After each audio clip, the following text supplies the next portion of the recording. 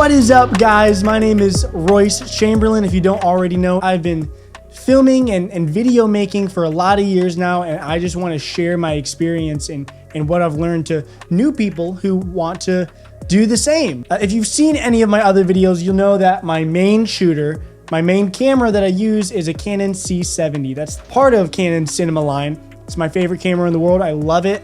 I'm eventually going to make a whole video about it. It's going to be a long list of specs and details and all these different things. I'm going to get to that. But first, I thought I'd tell you about the first camera that I bought with my money.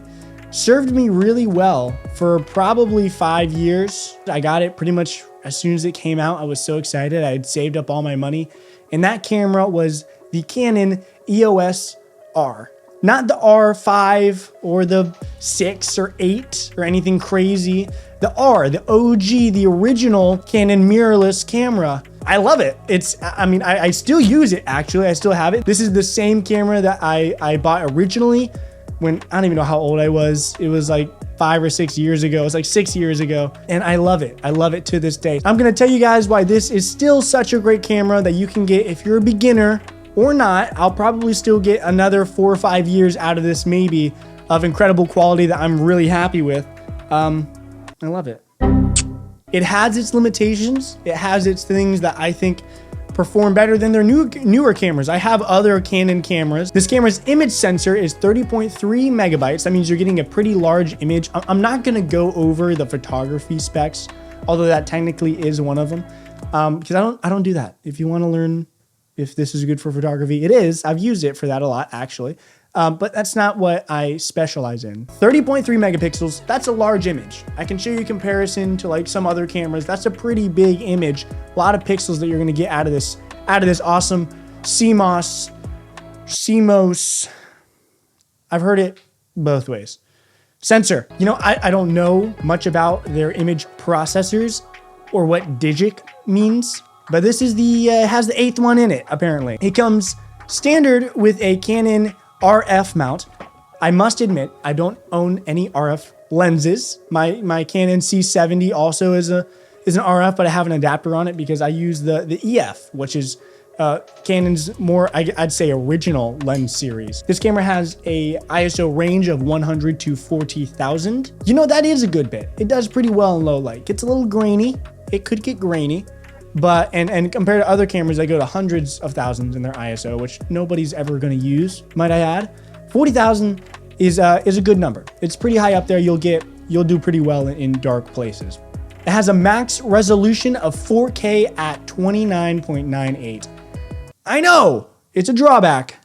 I wish it could shoot in at least 60 in 4K. It's an older camera, 6 years old. It does not shoot 4K 60. That's a bummer, because sometimes you want to get the buttery smooth 4K slow motion, but you can't with this. You can do it in 1080p. You can shoot, you know, all from 23.98, which is like the cinematic norm, all the way up to 60 in 1080p, which is still fine for things like social media and YouTube. But if you are making cinema, you got to shoot in 4K. 8K is a thing. But yeah, 4K at 30 frames per second. That has been a limitation for me in the past. I've filmed a lot of videos on this guy, and there's been a lot of moments where I'm like, I want to slow that down. And either I couldn't, or I had to drop down to 1080p, and it's noticeable in the edit. It definitely is noticeable, unfortunately. It also shoots in Canon Log. Again, that doesn't really apply to photography. We're not talking about photography. Canon Log is, if you don't know, basically a shooting style. I'm trying to remember the proper term for it. Everything looks gray. Everything looks flat and gray, and that it's like that on purpose. So in the color grade, you have what in the industry they say is a bigger or larger dynamic range, which means the brightest parts of the image and the darkest parts of the image are a little bit closer, which means the brightest parts are going to be blown out if you're trying to make sure if you're exposing for the darkest parts, and vice versa. If you're shooting something dark, the background might not be blown out. In some scenarios it might be, but it's a lot better when you're shooting in Canon Log, and you'll get a super cinematic look from this little guy just because of that. 4K Log, 23 frames per second, you're shooting cinema, baby. You're shooting it. It does have, this is one of my favorite features of this camera, it does have an electric viewfinder. Gold, baby, gold. I've used the older cameras. I don't honestly even know anybody who uses the older style where it's a mirror inside that's looking down at the sensor or out of the lens, I mean. But when this sucker came out, it had one of these and it was new and it was amazing and I still love it. It's so convenient when I'm filming somewhere where it's bright and the screen's just a little hard to see. I can just pop my eye in there, look at a little monitor that's crisp, clear. I can see exactly what I need to see. And it's helped me a lot. I use it quite a bit. Every time I use this camera, which again, I still use to this day, like I've mentioned, I've used that quite a bit. So those are the main specs of the camera. When it comes to the body itself, I mean, it fits, it's the size of my palm. That's with the cage on it. It's a very small camera. It is dynamite. It comes in a small package, but it can do some damage. It's got a few ports on it. It's got a few things that I like and don't like. For instance, on my Canon C70, there's a giant red button. That is the record button. On this camera, which I would argue is built more for video than it is for photography, it has the normal shutter button for photography, and the record button, I don't know how well you can see that, but it's just this tiny little red button right there. It's a bigger button, but the red dot on it is even smaller than what's on there. So I've had to look for it and find it so I can start recording. I kind of naturally just know where it is now, but there's other buttons around it that you could accidentally press. Don't like that, but that's where it is on there. It's got all these different wheels that you can customize to change your aperture and shutter and all your little stuff. It has all these buttons that you can customize. It does have, which I don't think is very popular nowadays anymore, but it has this little slide wheel that you could use. I never really used it, but it's basically a little touch screen, like imagine a wheel, but it's not a wheel. It's flat, but you can still slide your finger across it and it acts the same. Not really needed. I honestly would probably prefer just another wheel. Doesn't help me very often, but it's there. It has an SD card slot on the side, not on the bottom. I hate cameras that have SD card slots on the bottom. It's hard to get to. And typically they're next to the battery slot, so you gotta like open up the battery slot to get to the SD card. I hate it. I don't like that way. I like it when they're on the side. It is on the side. It has one SD card slot. Most cameras nowadays that you buy will have two SD card slots. You can have a backup. You can double record as a backup, but this one only has one. It's a normal SD card slot, not CFast or anything like that, but it's great. Does the job. Affordable. There's so many different kinds of HDMI. There's micro, which is the small one. There's a full size, which is the full. And this is like, I think an HDMI mini, or maybe this is the micro. I get them mixed up. I don't use them very often. But it has a smaller HDMI. I wish you had a full size, but when you're dealing with something this small, you get what you can get. It's got we'll call it a mini HDMI. Has a USB Type-C, which is strictly used for charging and plugging into your computer. It doesn't do much else. I wish it did. It's so, it's USB Type-C. You should be able to use it, to plug into your computer as a webcam maybe, or something like that. This port has its limitations. It's basically just for moving files.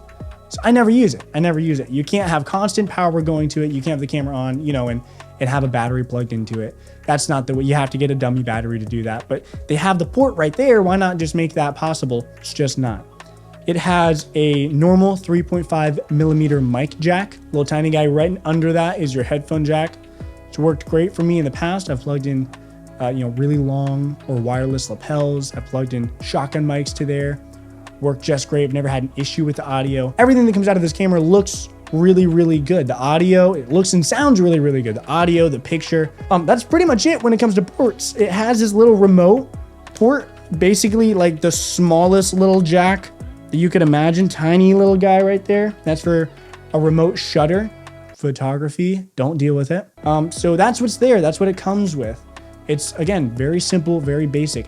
Now, the question that you all may have been wondering, oh my God, how much is it? Well, when this camera was sold, October 25th, 2018, it retailed for $2,299. I paid that. I did pay that. Nowadays, you can get it on Amazon. You can probably get it cheaper used. You can get this camera for $1,849.99. I mean, that's pretty good. Clearly someone who's valuing this knows that there's still a lot of value in this camera. There's still a lot to offer from this camera. So it's not the cheapest camera. You can get some bad cameras. I don't think I know of a good camera out there for a few $100, but for $1,800, you're getting a really good starter camera. And I'm not trying to sell this to you. This may or may not be the right thing for you, but it's the right thing for me. I use cameras that are way more expensive than this one to this day, and this is still in my arsenal. That says a lot. I have other cameras. This says a lot that I still use this 6 years later. I love this. Has its limitations. I'm only able to do so much with it nowadays because I shoot really different things. Most of the stuff that I shot on this back in the day were like promotionals or like different events. Like I've done this weightlifting competition for like ever. I've done it for like 5 years straight. My first couple that I did were on this, and the footage looked great. I was really happy with it. So it's a great camera. I really enjoyed it. I would recommend it. I'll leave a link in the description. And if you liked this video and you want more videos about my equipment, or you want me to do something else and to stop talking about equipment, let me know in the comments what videos I should make. What videos do you want to see? I will be sure to get to it and do it. Thank you guys so much for watching. Please subscribe, like, and share this video. See y'all in the next one.